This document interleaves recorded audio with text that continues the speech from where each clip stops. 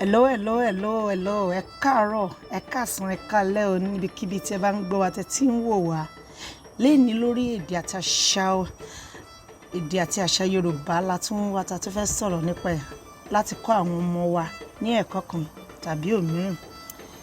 Hello everyone. Nice to see you again today. Today we are going to be talking about just a short story on Yoruba, one of the Yoruba songs that teaches a lot of moral things to children, especially regarding health, how we eat, how we take care of ourselves. It's a very short song. I'm going to be singing this song and then we analyze it together.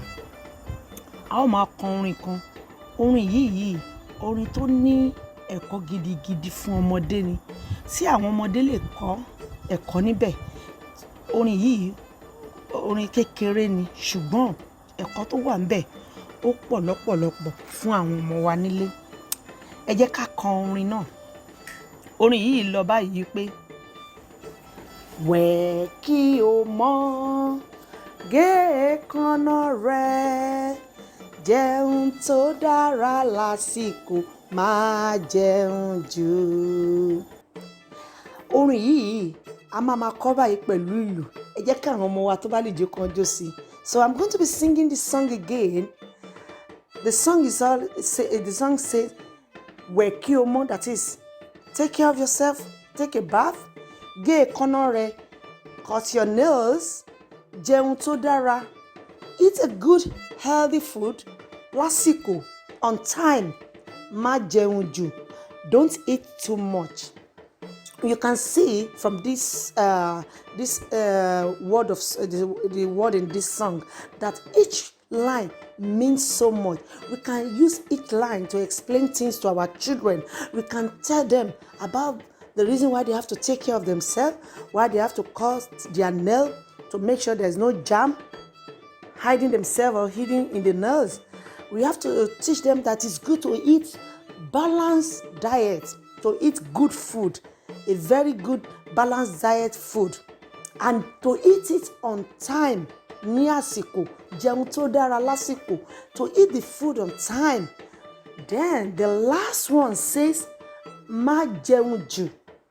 That is, we should tell them the reason why they must not eat too much, why they must not eat food that will affect them or that will make them feel uncomfortable. Orin yìí ń sọ fún àwọn ọmọ wa pé oúnjẹ tí wọ́n bá jẹ kí wọ́n má jẹ jù, kí wọ́n dẹ̀ jẹun tó dára, kí wọ́n jẹ oúnjẹ ní àsìkò, kí wọ́n dẹ̀ má jẹun jù, eléyìí tó lè ṣe àkóbá sí àgọ́ ara. Ẹ jẹ́ ká kọ orin yìí pẹ̀lú ìlù. Wẹ̀ kí o mọ́ gé èékánná rẹ, jẹun tó dára lásìkò, má jẹun jù. Kí o mọ́, wẹ̀ kí o mọ́ gé èékánná rẹ, jẹun tó dára lásìkò, má jẹun jù.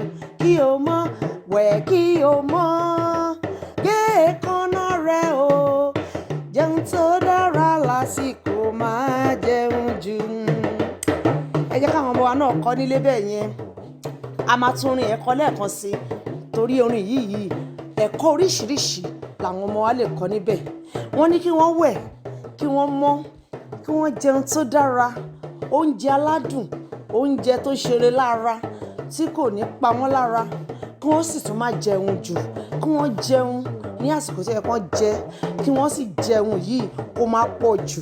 A rí i pé nínú nǹkan tá à ń sọ yìí, nínú orin yìí, ẹ̀kọ́ a lè kọ́ àwọn ọmọ wa ní ẹ̀kọ́ oríṣiríṣi níbẹ̀.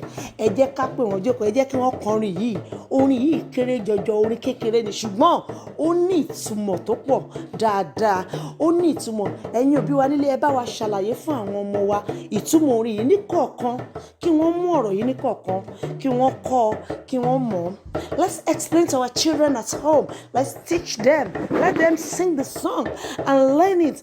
Just not to learn the song, but to learn the words, all the words of the song, the meaning, and then they should apply it to their a day-to-day life, to apply it when they want to eat, when they want to take care of themselves. They should know that it is very important to cut our nail, to take a bath, and to eat balanced diets.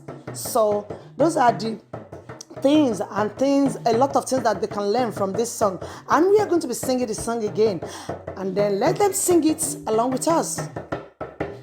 Weki omo ge kono re o, jẹun tó dára lásìkò, má jẹun jù kí o mọ̀. Weki omo ge kono re, jẹun tó dára lásìkò, má jẹun jù. Yorùbá tiwa ni, tiwa ni, tiwa ni. Yorùbá tiwa ni, ẹ jẹ́ ká jọ kọ́. Yorùbá tiwa ni, tiwa ni, tiwa ni. Yorùbá tiwa ni, ẹ jẹ́ ká jọ kọ́.